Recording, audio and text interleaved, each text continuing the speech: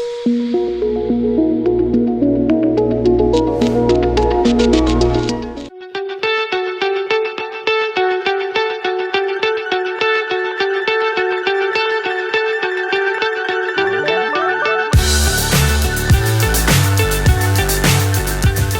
que vous pouvez nous parler un peu en fait, des enjeux aujourd'hui de la question des investissements, non seulement au Sénégal mais en Afrique?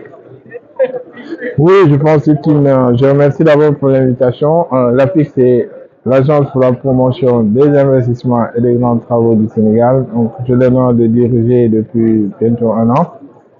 Bien entendu, la problématique de l'investissement se pose. Nous avons eu hier un débat autour de cette question. Je pense que le défi qui est lancé à l'Afrique, c'est le financement de ses infrastructures, c'est le financement de son développement dans tous les domaines, que ce soit dans le domaine de l'éducation, dans le domaine de la santé, dans le domaine de l'agriculture, dans le domaine des nouvelles technologies. Et pour cela, l'Afrique a besoin de beaucoup d'investisseurs, de beaucoup de financement. Et cela ne peut provenir que des bailleurs de fonds, des fonds d'investissement, mais de plus en plus aussi de l'Afrique. C'est la raison pour laquelle nous avons exploré plusieurs voies et une des conclusions à laquelle nous avons abouti, c'est qu'il nous faut aussi davantage que nos institutions financières africaines puissent financer le développement de l'Afrique et parmi celles-ci, la Banque africaine de développement, la BDC et puis d'autres banques qui sont des banques africaines. Mais aussi de plus en plus promouvoir des cités financières. Il y en a une à Casablanca avec laquelle d'ailleurs nous sommes en train de nouer un partenariat. Nous allons signer un MOU demain. Il y en a aussi au Togo, en Côte d'Ivoire et bientôt au Sénégal. Je pense que le fait de diversifier ces sources de financement, de rapprocher les investissements des porteurs de projets, cela est plus qu'important pour le développement de l'Afrique. Donc, l'Afrique manque de tout, nous manquons d'infrastructures, nous manquons de moyens sur le plan de la technologie, nous manquons aussi de financement dans les infrastructures, que ce soit dans la logistique. Et donc, toutes ces questions nécessitent et méritent d'avoir une attention particulière pour la part des investisseurs. Donc, c'est une question sur laquelle vraiment nous allons nous pencher les années qui viennent. Et puis, j'ose espérer qu'à partir de là, les solutions trouvées, d'autant plus que l'Afrique est aujourd'hui désignée comme le continent de l'avenir. Donc, nous avons tout pour nous développer. Nous avons les ressources minérales, nous avons les ressources énergétiques, que ce soit le soleil ou l'hydroélectricité, que ce soit aussi le gaz ou le pétrole. L'Afrique regorge de beaucoup de potentialités, mais aussi dans beaucoup d'autres secteurs. Et nous sommes aujourd'hui 1,4 milliard de personnes, nous serons 2,5 milliards à l'horizon 2050. Cela fera que 25% de la population mondiale sera africaine. Et parmi ces jeunes, parmi cette population, il y aura à peu près 477 millions de jeunes qui ont entre 15 et 25 ans. Donc tout cela montre que l'Afrique, c'est l'avenir du monde. Nous serons à la fois un continent de production, mais aussi un continent de consommation, mais aussi de pourvoyeur de main-d'œuvre. Et donc tout cela doit nous faire prendre conscience du fait que nous devons davantage nous baser sur les investissements pour bénéficier des avantages que le développement de l'Afrique va nous procurer. Il y a la question des partenariats publics-privés, la question des joint ventures. Qu'est-ce que ça peut apporter comme valeur ajoutée en fait aux questions d'investissement? Oui, le partenariat public, c'est vrai, comme source de financement innovant est quelque chose de très important, parce que vous savez que nos États sont souvent confrontés à des difficultés de respect de certain nombre de normes qui sont soit imposées par les bailleurs de fonds ou par autres. Donc, il est important de pouvoir trouver des modes de financement alternatifs.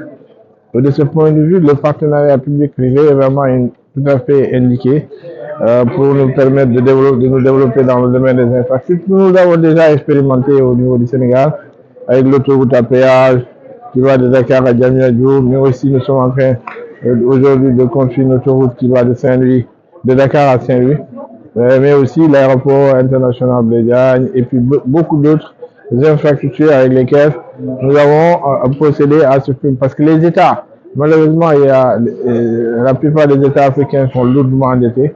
et du contenu des critères de convergence pour lesquels un respect strict doit être observé pour ne pas déséquilibrer les finances publiques. Donc il est important que l'Afrique de plus en plus fasse appel au secteur privé, fasse des partenariats avec le secteur privé, que l'Afrique promeuve un certain nombre de projets qui ont un caractère, une valeur marchande certaine pour attirer les investisseurs privés.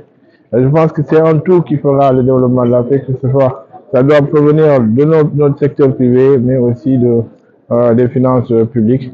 Et je suis sûr que ce mode doit encore de beaux jours devant lui et que cela, en tout cas, va valoir beaucoup de progrès à l'Afrique. Alors, vous l'avez expliqué, la question du financement est très importante et aujourd'hui, s'il y a des travaux qui bloquent, des projets qui bloquent, c'est lié à cette question. Est-ce que l'Afrique doit toujours continuer à demander en fait des financements extérieurs pour son développement ou bien est-ce qu'il y a d'autres moyens en Afrique, au Sénégal notamment, de générer en fait un investissement pour les projets? Oui, c'est ce que nous sommes en train de faire. Par exemple, nous, on avait une zone économique spéciale qui était un titre foncier de l'APIX, qui était juste collé au niveau de l'aéroport, qui est dans une zone stratégique, qui malheureusement ne trouvait pas de financement depuis lors, parce qu'on attendait que l'État s'endette pour mettre en valeur ce site, qui était un site stratégique, qui était convoité par tout le monde, et malheureusement, faute de mise en œuvre, faute aussi d'installation d'ouvrages de connectivité, ce site n'a jamais été exploité.